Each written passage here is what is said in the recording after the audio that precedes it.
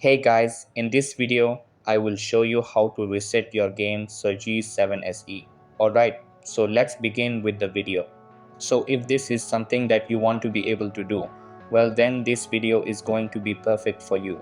To be able to reset it, there are actually going to be 3 ways to do this, and it depends on exactly what kind of problem that you have. I'm going to firstly explain the 3 ways that you can reset it, and then I'm also going to explain to you exactly where to apply these different ways to reset it depending on the type of problem. So you need to actually check until the very end and apply the one reset that is going to fix your specific problem, if that makes sense. Now let's start with how to reset your GameSir G7 SE. This is the first method, the firmware or software reset via button combo. To do this, hold the Xbox home button plus the menu button together for about 5 seconds while the controller is plugged in.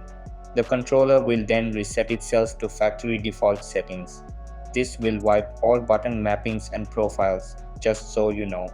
The second method is a reset to the default profile using the M plus Y button combination. If you have customized profiles in the GameSir Nexus or in onboard memory and want to revert just one specific preset, then hold the M plus Y buttons together. This quickly restores the default profile for that specific preset. Just be aware of which profile you are resetting. The third method is a full discharge reset. This is useful if your controller appears locked up. Sometimes the controller acts erratically or becomes unresponsive to standard resets. In that case, unplug the controller and then press and hold any button for about 30 seconds. This will drain any residual charge and reset the internal electronics. After that, plug it back in. Now, let's talk about which method to use for which situation. If your controller is lagging or acting glitchy, then you should go with the discharge plus replug method step number 3. If your issue is with custom mappings being wrong or swapped, use the M plus Y button combo to restore the default profile. This is the second method, and if your controller needs a full reset due to multiple issues or complete misbehavior, then go with the factory reset by holding Xbox plus menu. That's the first method I showed you. Here are also some important warnings and tips.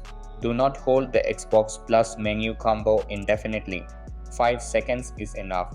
Holding it longer won't help and may actually trigger other modes. Also, once you reset, your custom profiles and calibrations will be wiped. That is very important to know as well. So, if necessary, rerun the stick and trigger calibration using the View plus Menu plus Xbox combo after the reset.